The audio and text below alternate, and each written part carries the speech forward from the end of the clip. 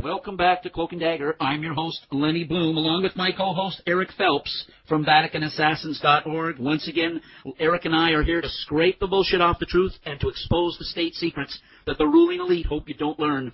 Eric, it's great having you back here at Cloak and Dagger.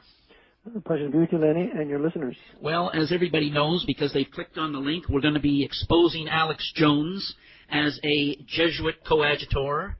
Which he is, and it's funny, Eric, before you go into your information and your facts on it, and your smoking gun, let me just explain something about my experience with Alex Jones many years ago, which you're familiar with. I told you about it at the time. You'll recall that Sherman Skolnick, our wonderful, great American judge buster, my former co-host, he and I were asked on to Alex Jones's show. And what happened was we were asked by Alex Jones after he had been given complete, free, unfettered, uncensored reign on our show, Sherman's and my show, on Cloak and Dagger on Mojo Radio, 640 AM talk radio for spies. Now, on that show, we didn't censor anything, and he invited us back a week later onto his show. The night before we went on, he called us and asked us what it was we wanted to talk about. We told him what we wanted to talk about, and of course, Sherman, through his discoveries over his 40, 50 years of investigations, recognized that all roads led to Rome. Mm-hmm. And so that was one of the things he wanted to finally point out on Jones's show, and he told Jones that. Mm-hmm. So the call ended, and the next day we called into the show. Actually, they called us, the studio called us. And we weren't able to talk at all about the Jesuits or the Jesuit order or Vatican or Rome or anything to do with that. He censored us from talking about it and used the callers as a way of censoring us. Mm-hmm. It got to the point where during one of the ads, Sherman and he had it out. And Sherman said, look, you're preventing us from explaining and talking about what we want to talk about, which is getting down to bedrock. And we didn't do that to you, Alex, on our show. And he said he made excuses as to how we can't go into that because the callers don't want to hear about it. We've got to get a call about that. And, of course, many of the calls, we realized were all dummy calls. There were Alex Jones's guys in the studio calling in because they wanted to move the topic away from the Jesuits. So right there and then, Sherman, after we hung up, we talked about and realized that this whole Bohemian Grove video they got it out because he was given it by the Jesuits. He's part of them. The whole thing was a big fake that he moved in there. Right. And Jones, you're a fraud, and we've nailed you today. Go ahead. Exactly right. That's right. And I saw that clip with him and David Bergen, and you knew they were working together in that supposed little confrontation. It's really quite telling. And then the confrontation between him and George Bush when Bush was governor of Texas, when Alex Jones says, what about the CFR? What about the Federal Reserve? These famous men leading you people astray. And then they escorted him out of the building. Yeah. If it would have been anybody else, they wouldn't get near Bergen if it would have been anybody else. Right. So it was obvious from those two clips that he was a coadjutor, just like that other coadjutor that made Fahrenheit 9/11, Michael Moore, when he pretends to be an enemy of Bush when he's at Bush's ranch, and Bush says, "Hey, just why don't you get a job there, Michael?" Yeah. So the Jesuits are operating on both sides of the dialectic, on the alternative media, on the supposed opposition, as well as the conservative right wing. So in further exposing Alex Jones, I want to say one positive thing about him, and that is that on all the low-level stuff, he's right. That the fascists and the communists are financed by the same people. That the CFR is for one world government. That the Illuminati is involved, and that the globalists are all behind us.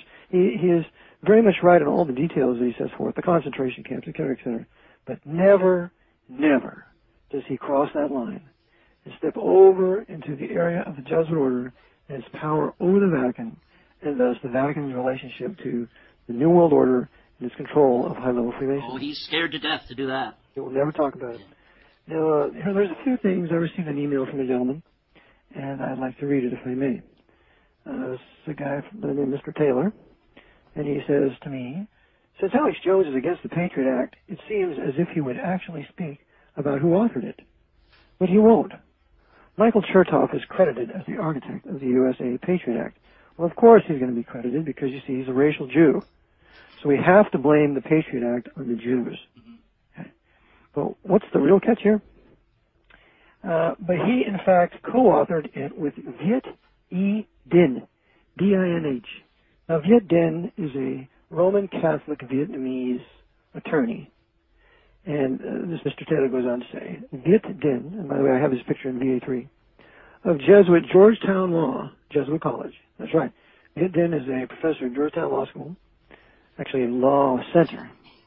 And Viet Dinh also served 2 years as a U.S. Assistant Attorney General. And during that time was instrumental in drafting the USA Patriot Act. So while he's working at the Department of Justice as an Assistant Attorney General, he is also involved working with the Jesuits at Georgetown University in writing the, 200-page Patriot Act? Yeah. Ready to foist upon the American people after 9/11 that the Jesuits caused via Edward Cardinal Egan at Knight of Malta, head of the American branch of the Knights of Malta, using his most faithful Knight of Malta and head of the CIA, George J. Tenet, also a Jesuit trained at Georgetown. So the Jesuits caused 9/11, and they bring forth their Patriot Act as a war on the liberties of the American people, because we must remember the Jesuits are the greatest absolutists in the world. They hate limited government. They hate constitutional government that would be a specific grant of power, and the rest of the powers be reserved to the people pursuant to the 9th and 10th Amendment. So we have here that this Viet E. Dinh was a Jesuit coadjutor, a Roman Catholic from Vietnam, and of course the Diem of Vietnam was a fascist Roman Catholic. His brother was the Archbishop of Hue, so we have some very noble-blooded Vietnamese that were part of the Vietnam War, and then also descendants have come over here, been trained by Jesuits, and now we had one as an Assistant Attorney General. It goes on and says, Dinh is also a member of the CFR. Wow. So Alex Jones will not touch Viet E. Dinh, this Roman Catholic Vietnamese man, Jesuit trained at Georgetown, an Assistant Attorney General, as one of the co-authors of the Patriot Act. Right. Why will he not go there?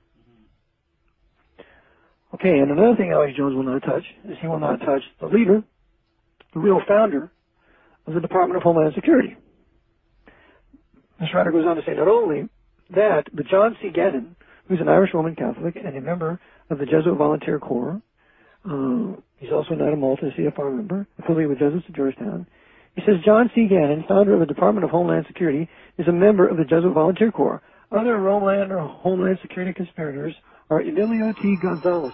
Emilio T. Gonzalez, intimately involved with the Department of Homeland Security, is a Knight of Malta. A Knight of Malta who answers to Edward Cardinal Egan, that Knight of Malta, the Archbishop of the capital of the world in New York City, and Michael P. Jackson, Georgetown grad, another Knight. So the Department of Homeland Security is run by the Knights of Malta. It was created by a Knight of Malta, John C. Gannon, who was given the highest award by President George Bush for civil service because this guy was in the CIA for some 23, 24 years. And now he is intimately associated with Georgetown University, the real capital of America, dictating policy to whoever resides in the White House. So it's these kinds of people that Alex Jones will not interview. Yeah, and he will never attack them, and he will never expose them. Yeah, and it's a smoking gun. It's a stinky. The whole thing sticks out like a sore thumb because they always ignore the obvious. They always ignore the obvious. The Jesuits and these guys from the Jesuit colleges, they always ignore them, and yet they're all there in the background. And by ignoring them, what Jones and all these other Jesuit coadjutors do is they make them stick out like a sore thumb and a mushroom cloud. That's exactly right. Another thing, this exposure at Bohemian Grove, quote-unquote. Why did not Alex Jones show the connection of a statue there of a Roman Catholic priest, Jan Nepolik, I believe that's how you pronounce his last name, who was put to death by, I believe it was the king of Czechoslovakia in the 13th century, it's Bohemia, something like that back then, for refusing to divulge what was confessed to him in the confessional. And he has his finger over his mouth there at Bohemian Grove in a kind of fashion.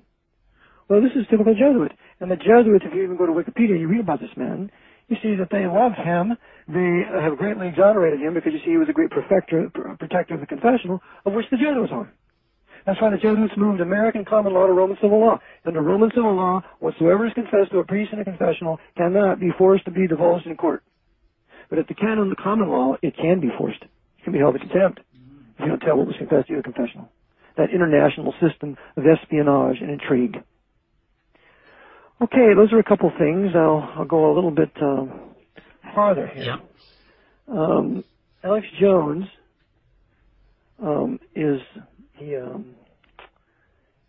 he publicly lauded Martin Sheen's work. Right. Martin Sheen is a Jesuit temporal coadjutor par excellence. I have him in a picture in my book at the novitiate here nearby in Warnersville, Pennsylvania.